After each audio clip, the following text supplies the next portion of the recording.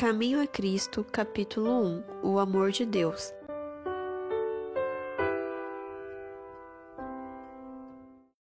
A natureza e a revelação dão testemunho do amor de Deus. Nosso Pai Celestial é a fonte de vida, sabedoria e felicidade. Olhe para as coisas maravilhosas e lindas que há na natureza. Observe como, de forma surpreendente, elas se adaptam às necessidades das pessoas e de todos os seres criados. O brilho do sol e a chuva que alegram e refrescam o solo, as colinas, os mares, as planícies, tudo isso fala-nos do amor do Criador. É Deus quem supre as necessidades diárias de todas as suas criaturas. Nas bonitas palavras do salmista, em ti esperam os olhos de todos, e tu, a seu tempo, lhes dás o alimento. Abres a mão e satisfazes de benevolência a todo o vivente. Salmos, capítulo 145, verso 15 e 16.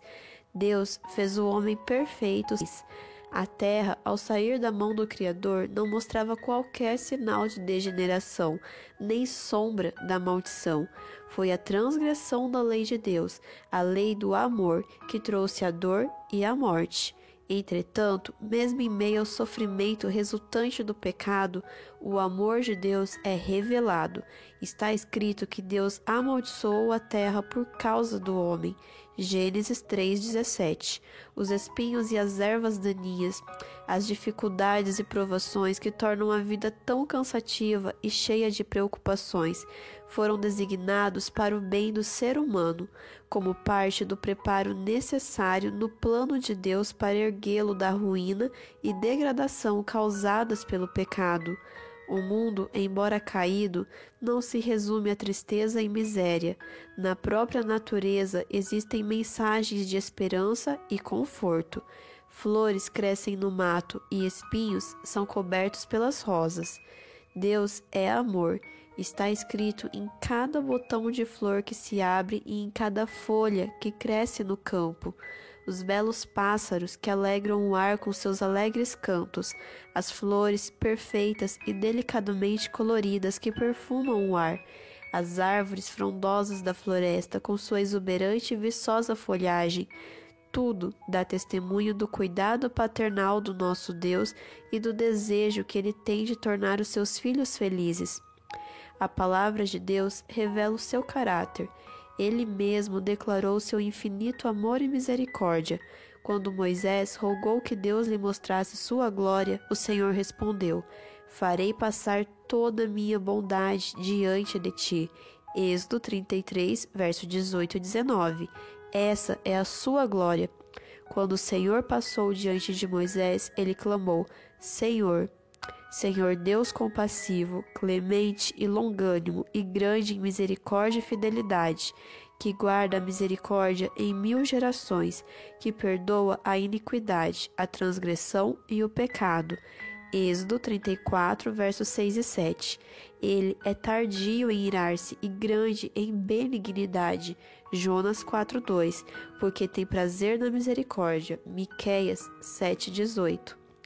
Deus uniu nosso coração a Ele por meio de incontáveis provas no céu e na terra, através das coisas da natureza e dos mais profundos e ternos laços que o coração humano pode conhecer. Deus procura revelar-se para nós. Embora de maneira imperfeita, isso representa o seu amor.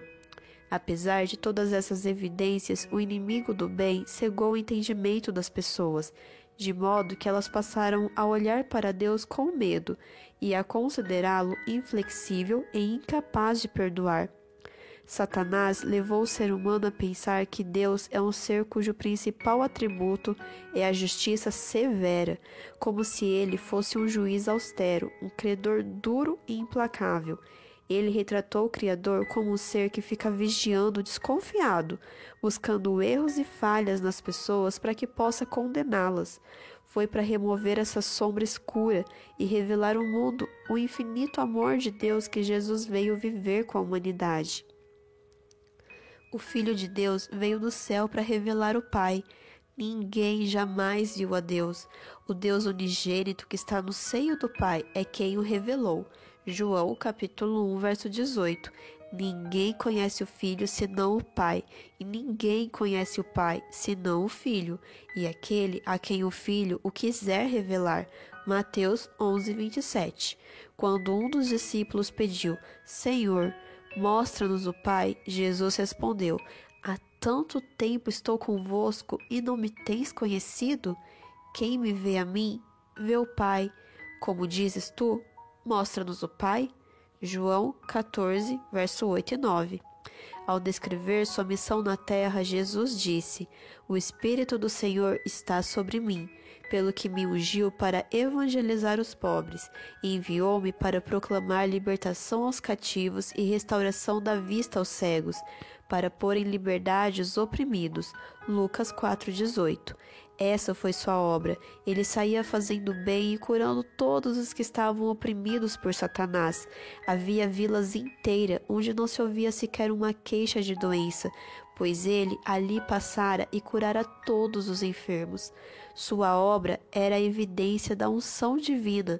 Amor, misericórdia e compaixão estavam presentes em cada ato de sua vida. Seu coração se comovia em meiga simpatia para com as pessoas. Ele assumiu a natureza humana para que pudesse ir ao encontro de cada necessidade do ser humano. Os mais pobres e humildes não temiam aproximar-se dele. Até as criancinhas eram atraídas para ele. Elas gostavam muito de sentar-se no seu colo e olhar para aquele rosto sereno, bondoso, cheio de amor. Jesus não suprimia sequer uma palavra da verdade, mas falava sempre com amor. Ele tinha tato e prestava bondosa atenção ao interagir com as pessoas. Nunca se mostrava rude, jamais pronunciava uma palavra severa sem necessidade e evitava causar dor desnecessária a uma pessoa sensível. Ele não censurava a fraqueza humana, falava a verdade, mas sempre com amor. Denunciava a hipocrisia, a incredulidade e a iniquidade, mas suas repreensões rigorosas eram sempre proferidas com lágrimas e tristeza. Chorou por Jerusalém, a cidade que ele amava, a qual se recusou a recebê-lo. Aquele que é o caminho, a verdade e a vida. Os líderes rejeitaram o Salvador, mas ele os considerava com meiga com sua vida de abnegação e repleta de cuidados pelos outros. Cada pessoa era preciosa aos seus olhos. Embora sempre se apresentasse com divina dignidade, inclinava-se com amorosa simpatia para atender a cada membro da família de Deus. Ele via em todos os homens seres caídos cuja salvação era o objetivo de sua missão. Assim é o caráter de Cristo como foi revelado em sua vida. Esse também é o caráter de Deus. Do coração do Pai é que brotavam as torrentes da divina compaixão manifestada em Cristo, fluindo até alcançar os filhos dos homens. Jesus, o meigo e compassivo Salvador, era Deus manifestado na carne. 1 Timóteo 3,16.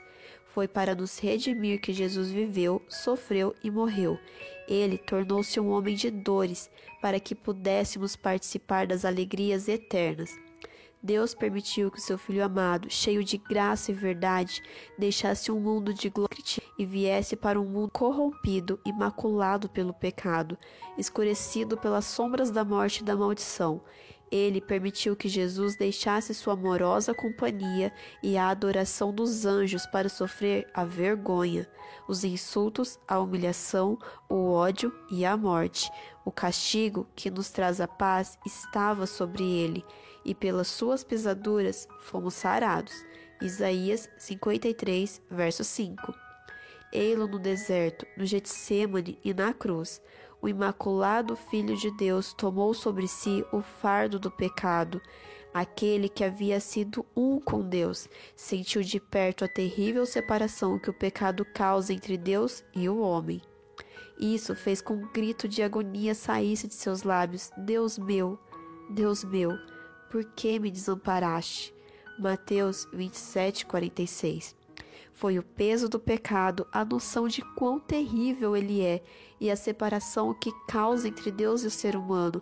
Foi isso que quebrantou o coração do Filho de Deus. Mas esse enorme sacrifício não foi feito para despertar no coração do Pai o amor pelo ser humano, nem para fazer com que ele se... Porque Deus amou o mundo de tal maneira que deu seu Filho unigênito.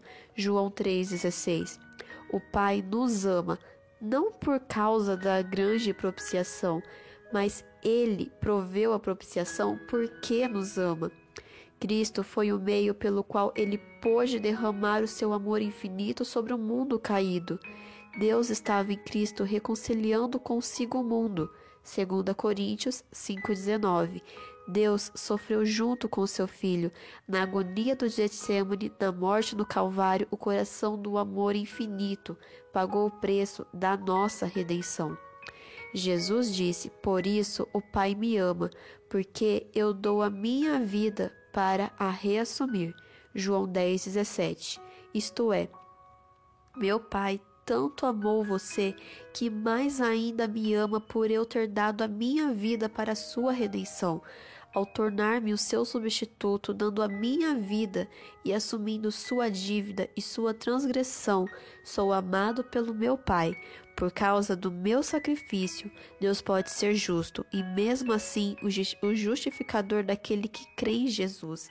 Ninguém mais, a não ser o Filho de Deus, poderia realizar nossa redenção, pois somente aquele que estava junto do Pai é que o poderia revelar. Somente aquele que conhecia a altura e a profundidade do amor de Deus poderia manifestar esse amor. Nada menos do que o infinito sacrifício feito por Cristo em favor da humanidade caída poderia expressar o amor do Pai pelos perdidos, porque Deus amou o mundo de tal maneira que deu seu Filho unigênito. Ele o entregou nas mãos não apenas para que vivesse entre a humanidade, levasse seus pecados e morresse em seu lugar. Ele o entregou para a raça caída. Cristo devia identificar-se com os interesses e necessidades da humanidade. Aquele que era um com Deus se uniu com as pessoas através de laços que jamais serão quebrados. Jesus não se envergonha de lhes chamar irmãos. Hebreus 2,11. Ele é nosso sacrifício, nosso advogado, nosso irmão, tomando a forma humana diante do trono do Pai, e por toda a eternidade estará ligado à raça que redimiu. Ele se tornou o Filho do Homem. Tudo isso para que o ser humano pudesse ser erguido da ruína e degradação do pecado, para refletir o amor de Deus e compartilhar a alegria da santidade. O preço pago por nossa redenção, o sacrifício infinito do nosso Pai Celestial ao dar o seu Filho para morrer por nós, deveria dar-nos uma elevada concepção sobre o que deveríamos tornar-nos através de Cristo. Ao contemplar a altura, a profundidade e a largura do amor do Pai pela raça perecer, o inspirado apóstolo João encheu-se de um sentimento de adoração e reverência. Incapaz de encontrar uma linguagem apropriada para expressar a grandeza e a ternura desse amor, ele conclamou o mundo a também contemplá-lo. Vede que grande amor nos tem concedido o Pai, a ponto de sermos chamados filhos de Deus. 1 João 3,1. Isso confere um enorme valor aos seres humanos. Por meio da transgressão, as pessoas tornam-se súditas de Satanás. Por meio da fé no sacrifício expiatório de Cristo, os filhos de Adão podem tornar-se filhos de Deus.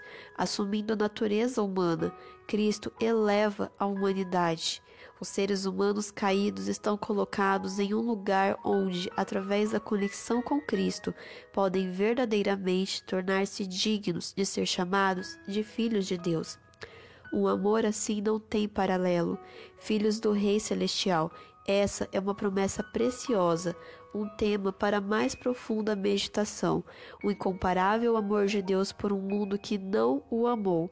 Esse pensamento tem um poder capaz de dominar a alma e de tornar a mente cativa da vontade de Deus.